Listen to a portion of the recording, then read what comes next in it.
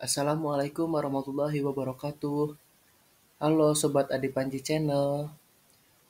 Kita kali ini akan membahas laporan keuangan pada siklus akuntansi perusahaan jasa.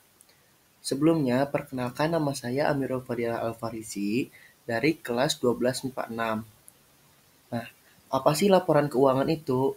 Laporan keuangan adalah salah satu proses dalam siklus akuntansi yang letaknya setelah worksheet dan sebelum jurnal penutup. Di dalamnya mencakup 3 hal, yaitu pertama, laporan laba rugi, yang kedua, laporan perubahan modal, dan yang ketiga adalah neraca. Langsung saja kita ke yang pertama, yaitu laporan laba rugi. Laporan laba rugi adalah laporan yang digunakan untuk mengetahui posisi keuangan suatu perusahaan, apakah perusahaan itu laba atau rugi. Nah, di sini ada rumus untuk mengetahui laba atau rugi sebuah perusahaan. Rumusnya adalah pendapatan dikurangi beban.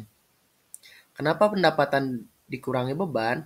Karena pada laporan laba rugi ini yang ditulis adalah hanya akun yang berkode 4 dan 5 atau akun pendapatan dan juga akun beban.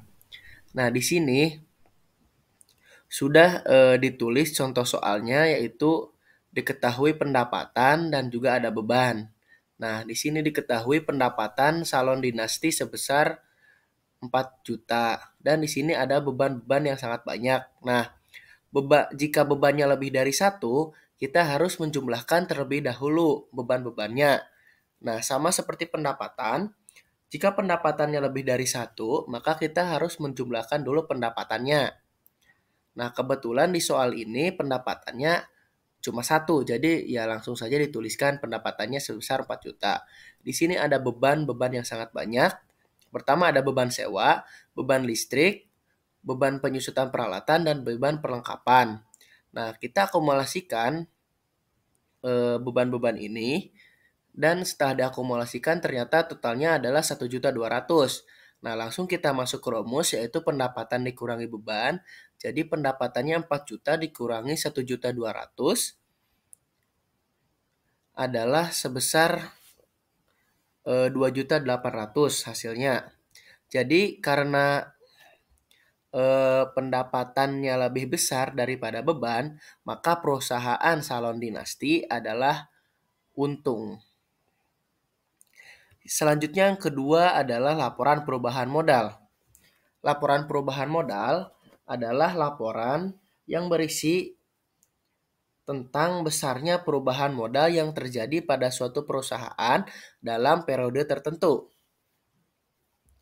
Nah, di dalam laporan perubahan modal ada rumus. Yang pertama, modal akhir sama dengan modal awal ditambah untung dikurangi price.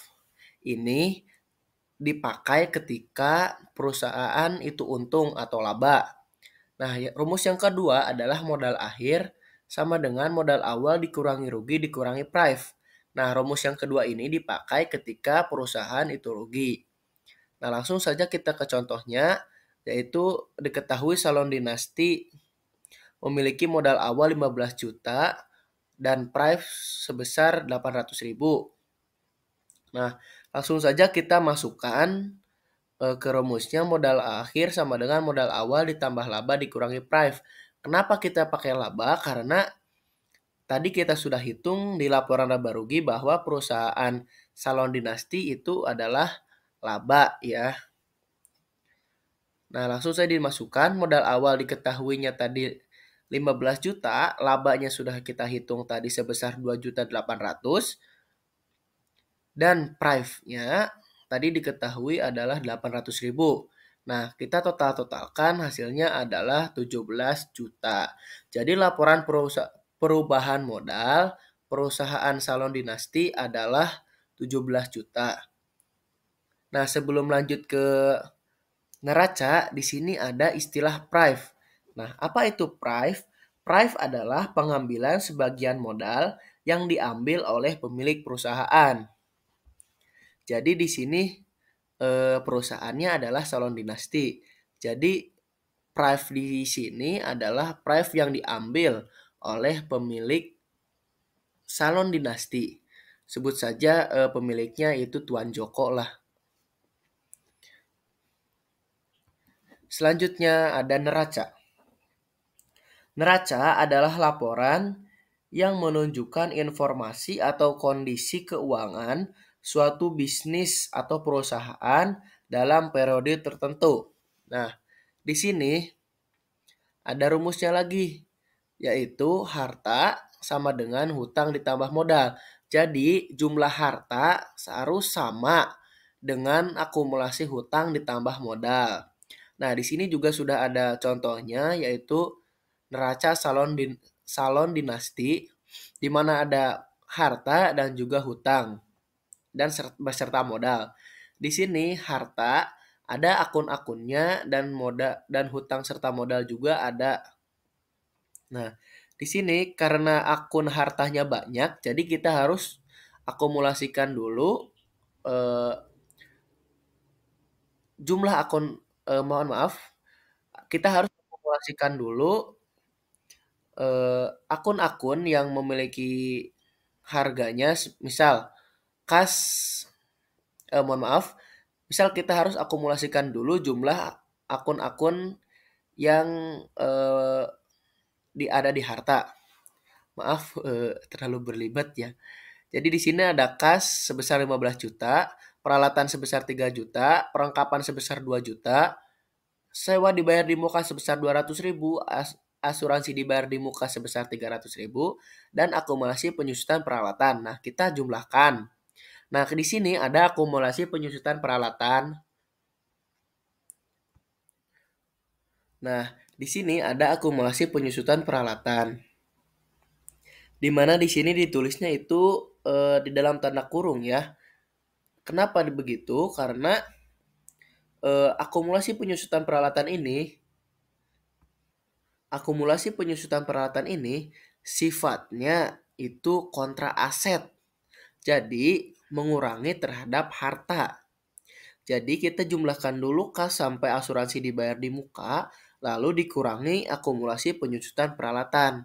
Nah, setelah ditotal-total hasilnya adalah 20 juta. Selanjutnya kita lanjut ke hutang ditambah modal. Hutangnya diketahui hutang salon dinasti adalah 3 juta. Dan juga modal usaha salon dinasti adalah 17 juta. Nah, modal di sini itu adalah yang dipakai adalah modal akhir yang sudah kita hitung tadi di laporan perubahan modal. Jadi jangan pakai modal awal di sini, pakainya modal akhir ya. Terus kita akumulasikan saja hasilnya 17 juta ditambah 3 juta adalah 20 juta. Jadi sesuai dengan rumus, harta harus sama dengan akumulasi hutang dan modal. Jadi di sini sesuai dengan rumus, jadi dapat dikatakan neraca salon dinasti adalah balance atau seimbang.